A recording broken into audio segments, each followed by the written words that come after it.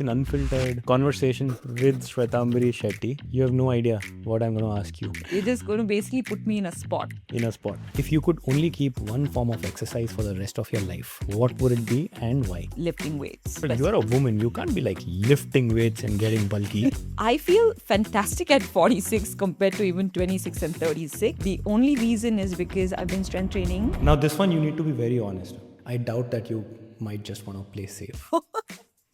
What's the one health or fitness trend that everyone seems excited about today, but you think it's getting way more attention than it deserves? What do you want me to say? No, I don't know. It's, You want me to say you want me to say what? What are you even saying? What are people going to take away from this? We'll ask our team not to edit this. Oh my god.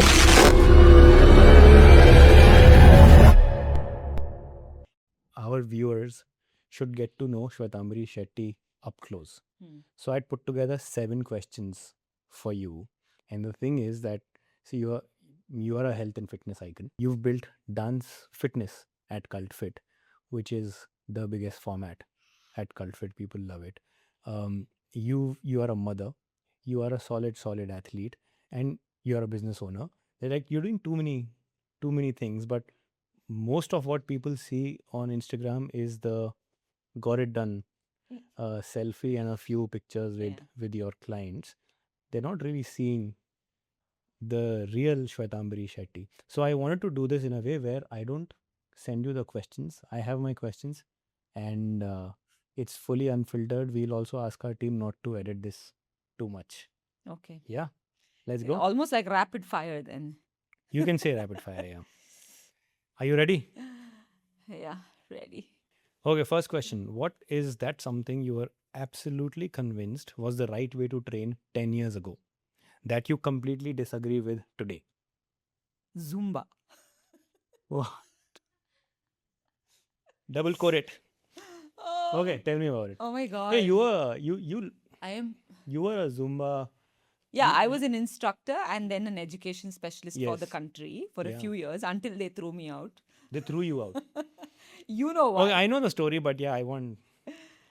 No, but I mean, I love Yeah. dancing all my life. Mm. I think that was the reason, I also became a fitness instructor or a coach, eventually moved into strength.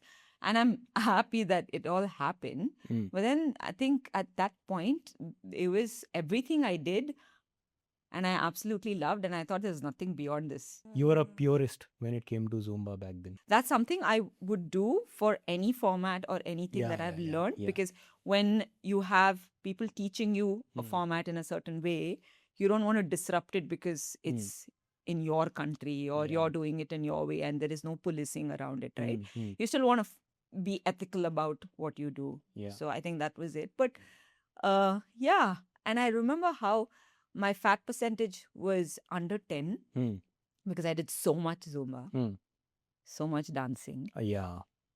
But I think, today when I look back, I'm like, I wish I knew a lot more.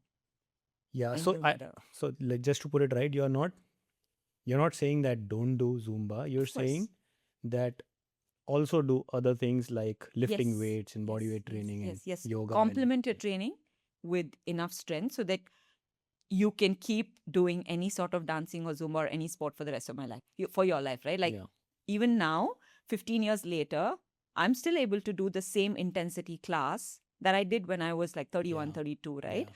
And the reason I'm able to do it even now at 46 is because I have ensured that I've strength trained enough to be able to dance. Yeah. So what's happening to a lot of people who've done excessive cardio and no strength is you basically don't have the energy to do the same intensity, or you have injuries and stuff like that. So I think I'm glad that I had certain accidents that led me to strength training. Accidents as in? As in like injuries and all of those things that led me to strength training. And then I just became stronger.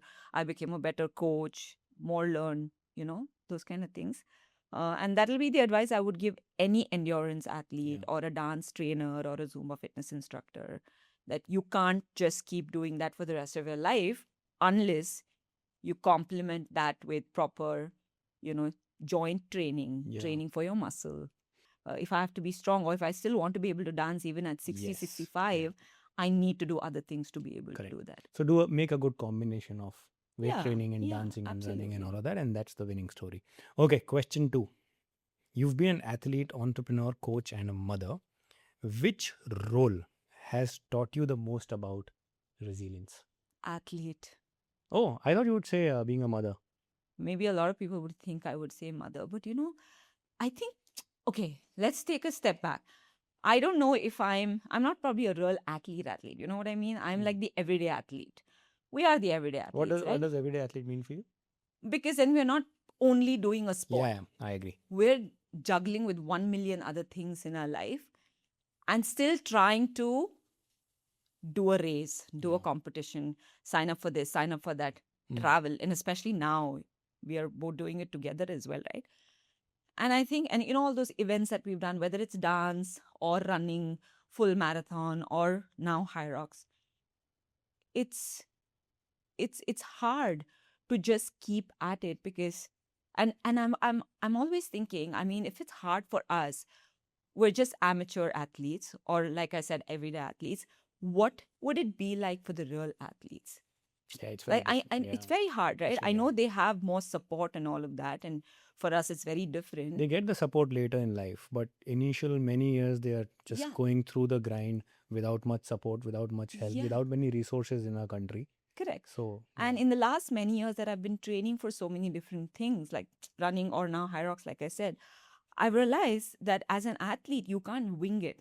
But as a mother, you can. Trust me, you can. how is that possible? No, in the sense, if you have like a strong family support, okay, that can come from husband Yeah. or like your the child's grandparents, you can. You need to be there for your child as much as you can, of course, okay? But as an athlete, there is no stopping. Yeah. That you just don't have a down day. You've got to show up Yeah, you just have to show up in with your everything. child in everything, right? Yeah. With your child, you can just say, like just sit down and do nothing for a while if you don't feel like playing or things like Yeah. that. Like Yeah. there are ways to wing it, and I've There are done ways it for the last 5.5 years, of course, with the support of Vivek. But I'm just saying, for me, motherhood, because of the good support I have, has not been as hard Understood. as it is being an athlete and just showing up. And Yeah. like you said, what we see on Instagram is like, okay, got it done. I'm getting emotional, but it's You can cry. It's fine. yeah, I don't want to cry, but it is hard. Yeah. I mean, Sometimes you just want to sleep in with your child, but you just have to wake up and show up because you have to get it done. Not for the world, but for yourself. Right? So, yeah. Also for the world, because there are many others out there getting inspired by what you do, right? So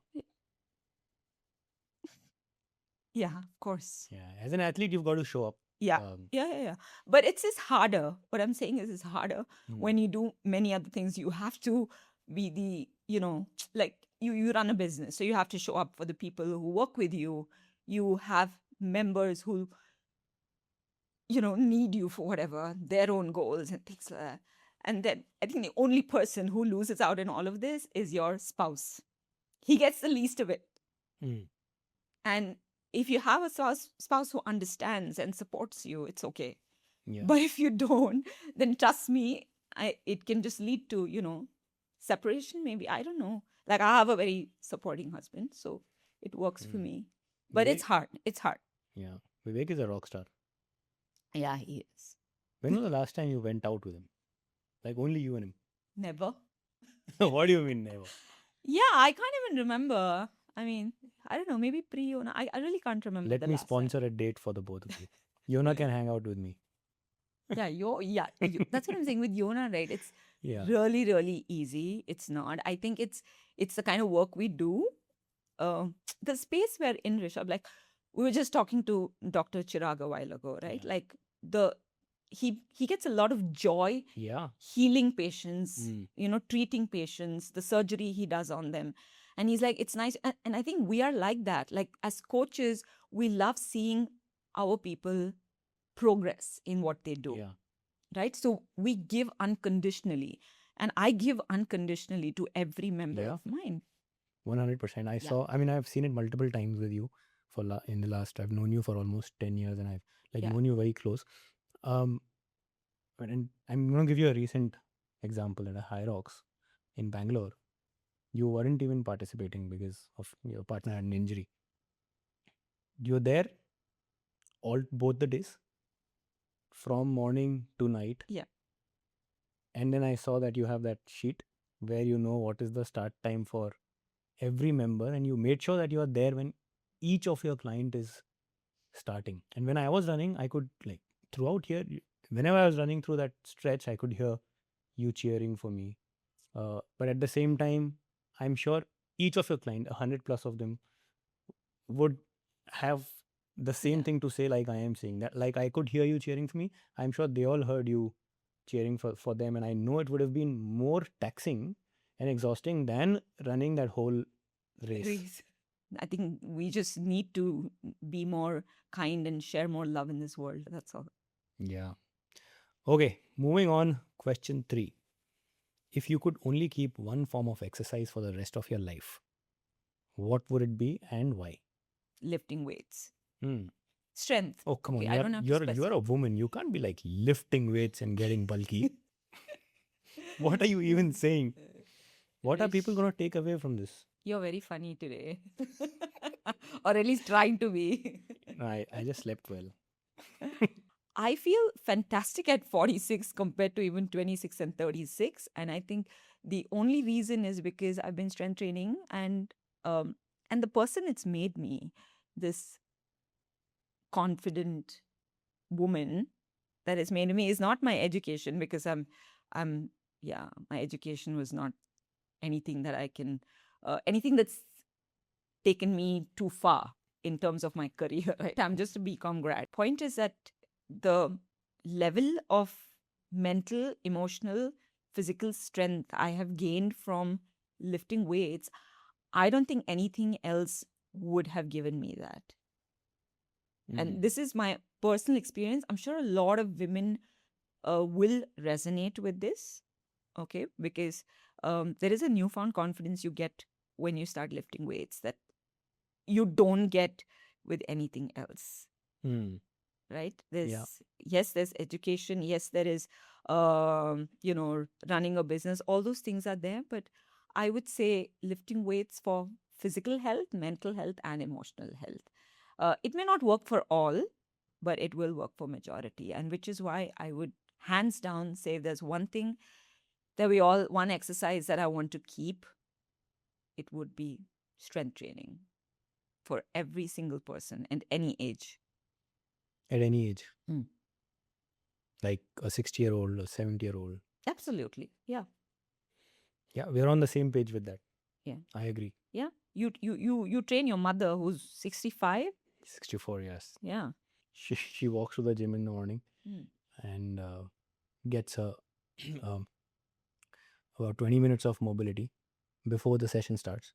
Then she would do 45 minutes of weight training, and then she walks back to home, about 12,000 steps done even before I'm up. Exactly. Yeah. I mean, yeah, we should probably talk to her one day. We need to bring her, no? Here? Yeah. But you talk to her. Yeah. I mean, it's amazing. I'm sure she feels the same that I'm saying about strength training. What it's done to her body, what it's done to her mind, how she feels about strength. I think it's her anchor in the sense that you're talking about mindset and everything, right? Yeah. She's had a very stressful past with my father. Very, very stressful marriage, which she had to walk out of for our careers. But I think it's the fact that she always stayed physically active, and then later on she picked up structured weight training. Yeah. That has helped her to look the way she looks right now. The energy. The energy and the way she shows up for all of us, for my son. Exactly. At 64, and someone who's gone through that kind of a stressful marriage and life for 25 years, that stress shows up. But she's able to do all of this, still be very positive, built all our careers. I think her anchor is weight training. She's able to do it because she lifts weights. Yeah. And I really wish I'd done this for my mom, because Today, she cannot be a grandmother in the sense she can't have fun with her grandchild because she's she's in bed. She's, she can't do much. And this happened exactly 5.5 years ago, right? When Yona was born. So just in time, it's like she was waiting for this grandchild, and that happens, and then boom. Yeah. You know what I mean? Like I know. you think about these things and you're like, you could do so many things differently, but too late. But maybe we can do this for other women. Yeah. Okay. Next question. What's the hardest thing about staying fit that people don't see on Instagram? Everything outside of got it done. Outside of the got it done selfies. Yeah, nobody sees I don't snooze at all, but when the alarm goes, I'm like, you're up, but it takes so much to put that sheet out and walk into the washroom, because once you walk into the washroom, most of your job is done. But it takes a lot. It takes a lot to just get up and get out of your house and just, like I said, everything outside of got it done. And then you have long days of work, right? Yeah. We have to shoot content. You have to do the admin work. You have to do the marketing thing. There's so much. And then you have to be the mother. I mean, there's so many parts to what we do that don't always get showcased. But I'm still thinking, what would be the hardest thing that doesn't show up on Instagram? Like the mental resilience. You wake up at the mental resilience, Rish. That's also obvious, right? Because you're showing up, you start working out at 5 a.m. every single day. Yeah, but for example, I remember someone made a comment on during my postpartum phase, right? Oh, it must be so easy for her anyways, because she's anyway a coach, a trainer. I mean, bouncing back is going to mean nothing, right? Losing weight is going to mean nothing. It's not that way, right? I mean, all our bodies are different. And when you go through a postpartum phase, we all have to deal with a weak body and you have to rebuild. It doesn't matter. Just that maybe I'll rebuild faster. Yeah. Right? So what I'm saying is that it's the mental resilience shows because you are showing up every day. But what happens outside of that workout is so many other things. That's not seen. The struggles we have with our food, how we eat, how we manage everything else. It's not seen. And it's not a constant battle, but there are difficult days, easy days. There are days when you're just down in the dumps and you're like just about crawling and making it happen, making it work. Yeah, I think it's also just shutting that barrier off. So example is, like, you've been doing a lot of zone 2 work right now, which is long sessions, right? And it's boring. It's not like very enjoyable. I'm sure it's not very enjoyable for you to sit on the bike and just keep cycling for like an hour. Yeah. Right? Absolutely. You are not like fully enjoying it, but you do it anyway. And and that's the thing. That shut that barrier off.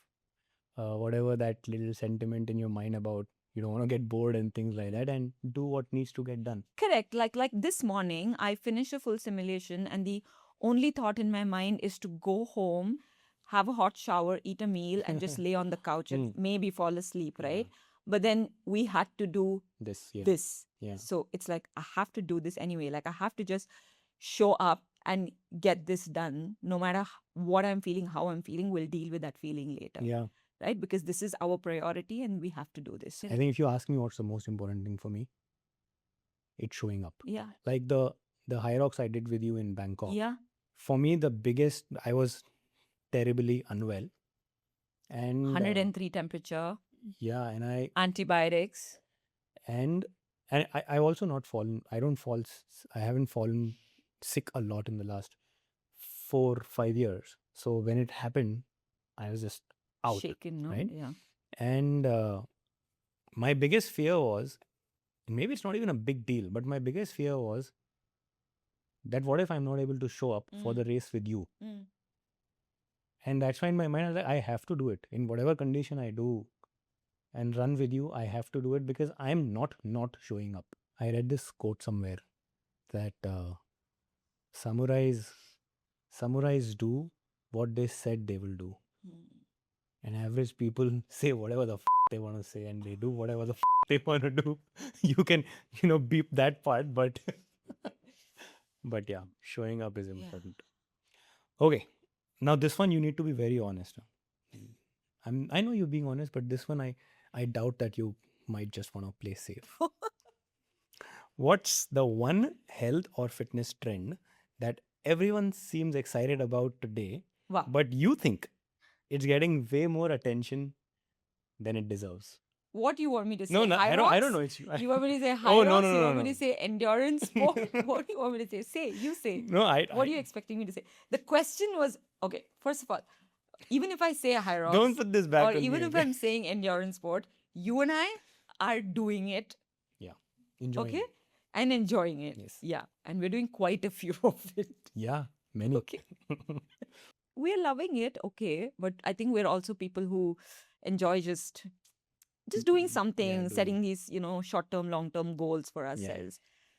So it's nice that it's out there, but I would just tell everybody to be cautious, be safe in the sense, and I'll tell you why I'm saying that. This morning I had a conversation with a couple of women in my age group, right?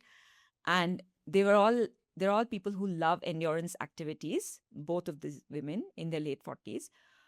And they've been training for long time, like many years, but they cannot participate in a very high endurance activity or an endurance activity which is very long, right? Because at this point in their lives, with all the perimenopause and getting closer to menopause, their cortisol hormones and everything is so all over that it's doing a lot of damage to their body. That the inflammation is very severe. Yeah.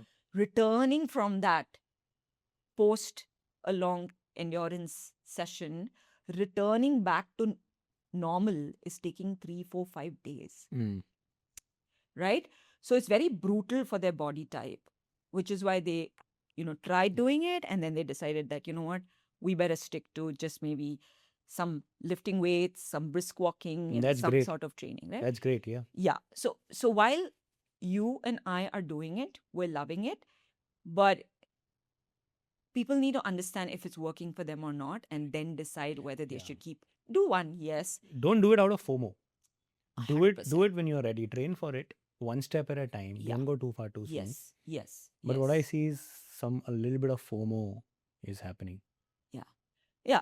That's what, there are pros and cons to this, right? Yeah. The pros that it's getting a lot of people to get out, Exactly. try to run now Yeah. and pick up some, Correct.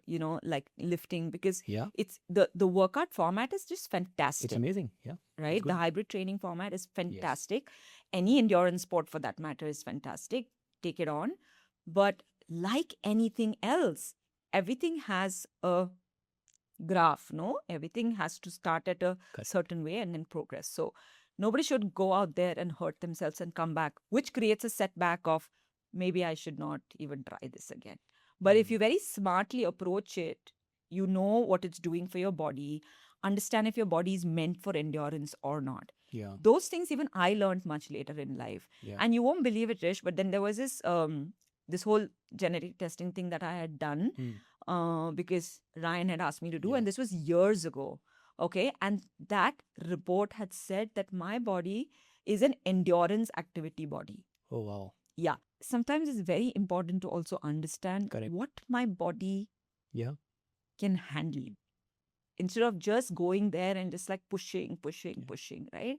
If my body is meant for that activity, yes, continue. So for everyone who's doing an endurance activity, like you said, don't do it out of FOMO, don't do it out of the fact that everyone's doing, so let me do it.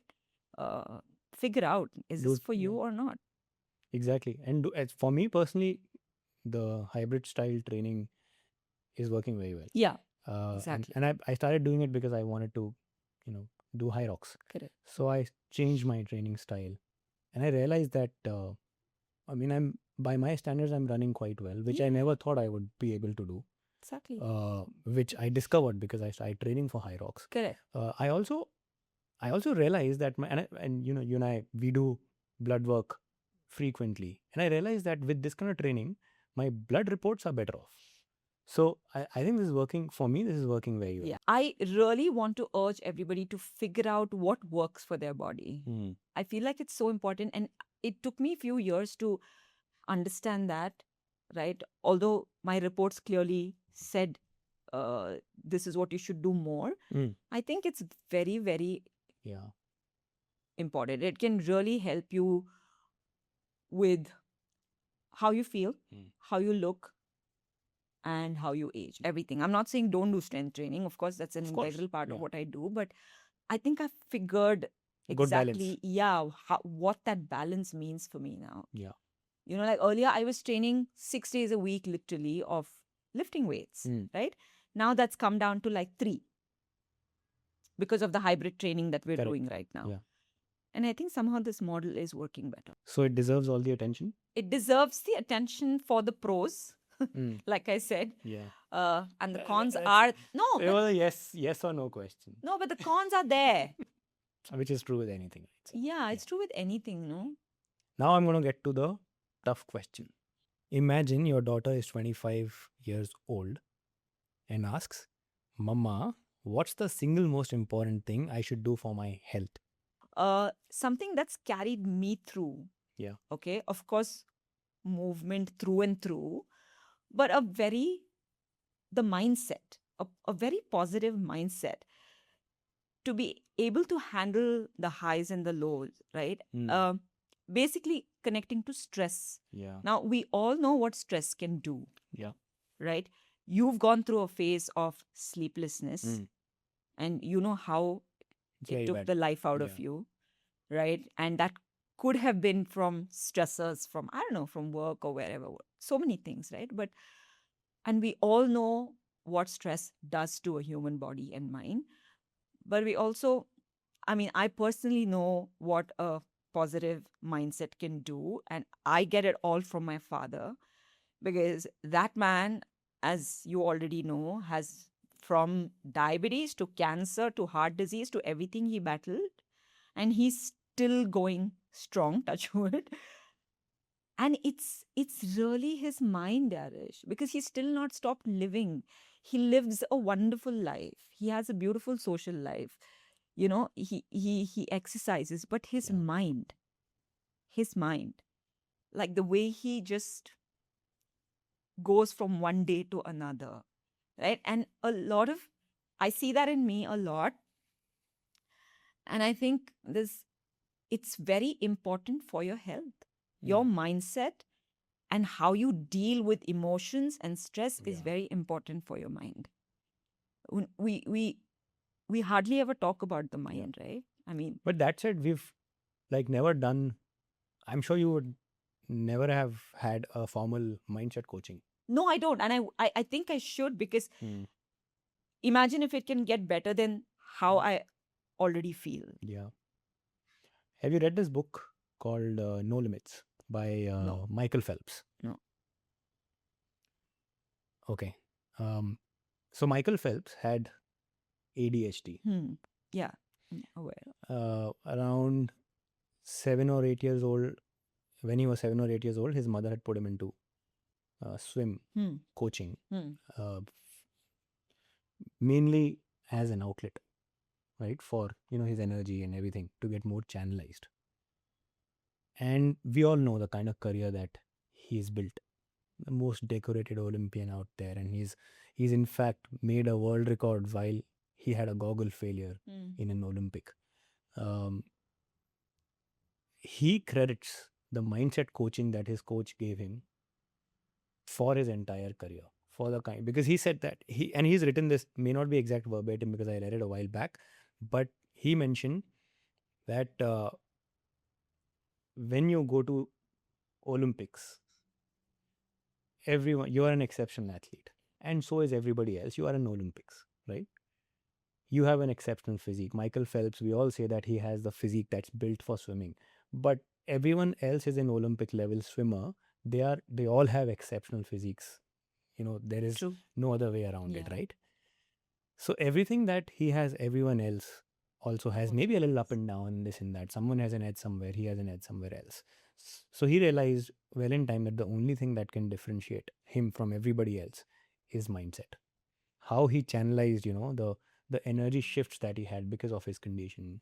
How he made sure that every night before sleeping, he's visualizing the pool that he's going to get into 4 years later, and which is why he could make a world record when he had a My goggle God. failure. Water entered his goggle, Yeah, and yeah. and he still knew how many strokes he'll have to do to finish the race, Oh my and he God. did exactly that. People cheering from outside, he didn't know it's for him.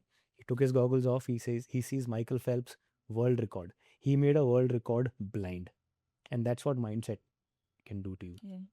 I mean, yeah, I think we need to. Sometimes I feel like we have to read every athlete's biography, Oh right? yeah, Like there's so much to learn just on mindset, on how these athletes have powered through yeah, every, you know, con or yeah, every downfall or everything that can break them yeah.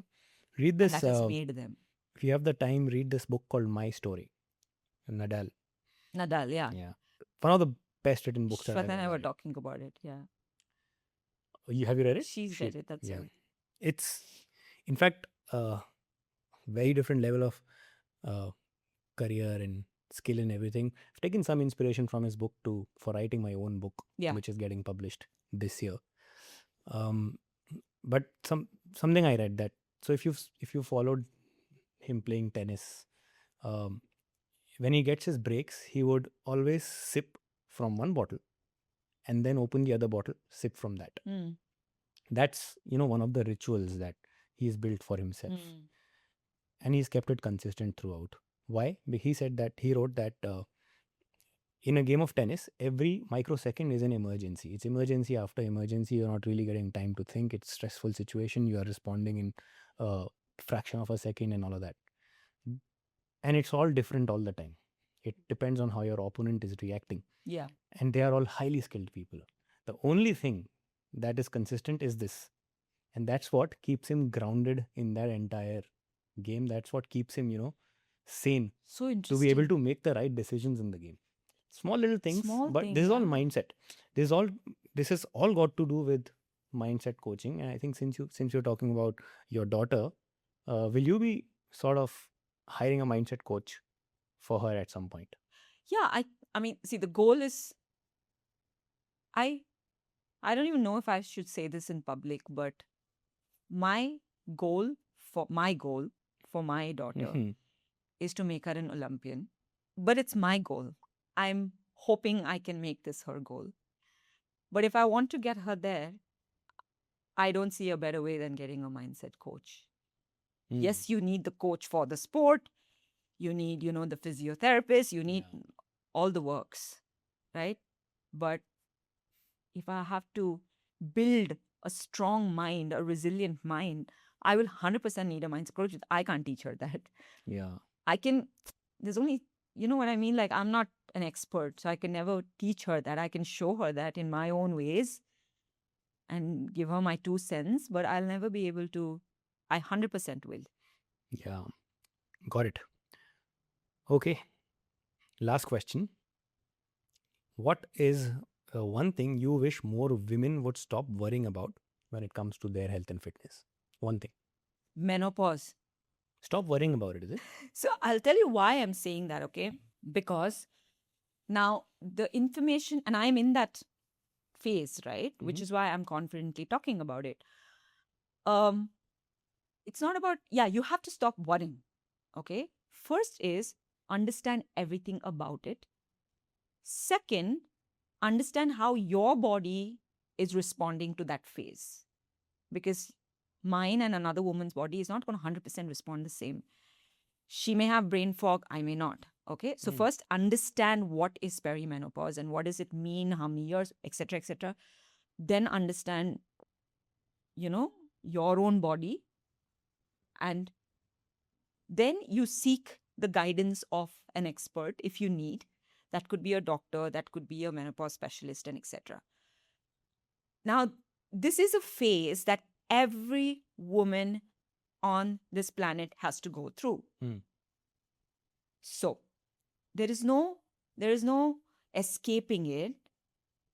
But if you embrace it and deal with it the right way, you will be able to get through it, because there are solutions for dealing with different symptom differently. But the more you're going to stress, then the more your hormones are going to be stressed. Got it. It's very simple, right? And this I learned from the Japanese culture, okay? Because every time I spent time with my Japanese friend, she would tell me, and she's also in the same age, right? She's like, one is, of course, their food is high omega, so very differently their bodies are responding to perimenopause and menopause also differently. But second is how they accept that as a phase of their life, and they almost celebrate that phase and not necessarily whine about that phase. I'm not saying it's easy for anybody. Every woman is going through different. Our parent, my mother went through it and probably doesn't even know she went through it, and maybe same for your mom, right? But they went through it saying, oh, this is a phase. Now it's okay. I'm feeling like this. Maybe I'm just feeling like this. I don't know why I'm feeling like this. But today there's so much information. Use the information and do something about it instead of complaining, saying, oh my God, this brain fog. Oh my God, this anxiety. Oh my God, this night sweat. Yes, it's there. Please just accept it and embrace it. And just like you can't run away from periods. You can't, your menstrual cycle is there and it means something for you, for a woman, right? It is there for the right reasons.